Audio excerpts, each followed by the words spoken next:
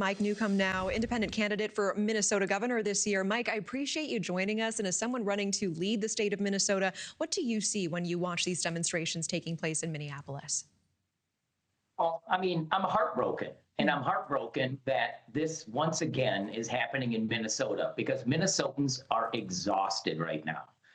Not only because of this, but I mean, as you reported before, the fraud. We've been under so much pressure.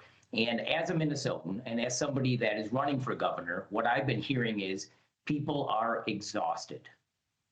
What is the best way in your eyes to de-escalate this situation? I mean, obviously, there is still so much anger. There was a lot of fear that we're seeing on these streets as well. Is there more of an onus on the side of the federal government? Is it local government? Is it the protesters themselves? No, there's a lot of blame to go all around. I mean, I could blame our local government. I could blame a little heavy-handedness by the federal government, and I can blame the protesters. Well, I wouldn't say the protesters, I'd say the agitators. But right now, I don't want to point fingers because everyone else is. And what I'm trying to do is de-escalate the situation we're in.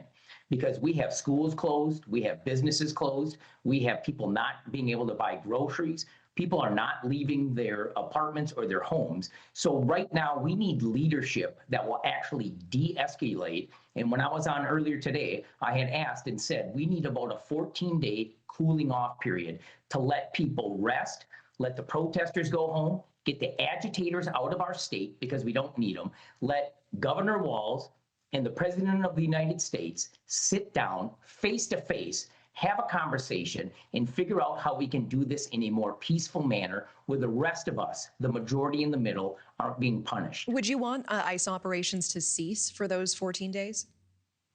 Well, I would. When you say cease, I would ask of them to stay in their barracks, so to speak, because that would cool down things. I'm not asking ICE to leave Minnesota because most Minnesotans, and I say the vast majority, were for getting rid of dangerous, criminal, illegal aliens. Is that what you've been seeing? Is that what you've been seeing over the past several weeks?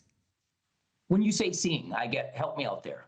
We are seeing video, unfortunately, of minors being picked up a block away from school. Yeah. Do you believe that it's truly the worst of the worst? Of what's going on right now? Yeah, I mean, listen, things have just broken down. Our local law enforcement were stretched before this event even happened. So I have good friends who are in the MPD and they say they're stressed out. And they're talking to ICE agents and they're stressed out. And when you have stressed out people, bad decisions are made. And that's why I'm asking for a cooling down period. Do you have a message for Walz and Frye tonight? Yeah, start to lead. Get in front of this. Put your egos aside. Think about your citizens. Talk to the President of the United States. I'm not saying either side is right and wrong, but somebody needs to be a leader in this situation to diffuse it. Kids are scared. Families are scared. It's just Minnesotans are exhausted and we need leaders. And that's why I'm running for governor because, listen, due to generations of political mismanagement of our state and our state agencies is why we're in this fraud situation. And then we have this situation on top of it. And Minnesotans are sick of the partisan battles and people fighting. We want leaders who will come up with solutions. Let me ask you, the president is weighing whether to invoke the Insurrection Act in Minneapolis. There are 1,500 soldiers on standby in case that order comes down. Do you believe that the Insurrection Act is necessary? So, I mean, I don't necessarily know if it is or it isn't. I don't want to see it happen. I think it's a new escalation. And what I'm seeing right now is we have some violent people out there. And if our local police weren't already stretched so thin, they would be able to handle it. I don't think right now sending in 1,500 Army troops is the right thing to de-escalate. Mike Newcome, I appreciate your perspective and you for coming on tonight. Thank you so much.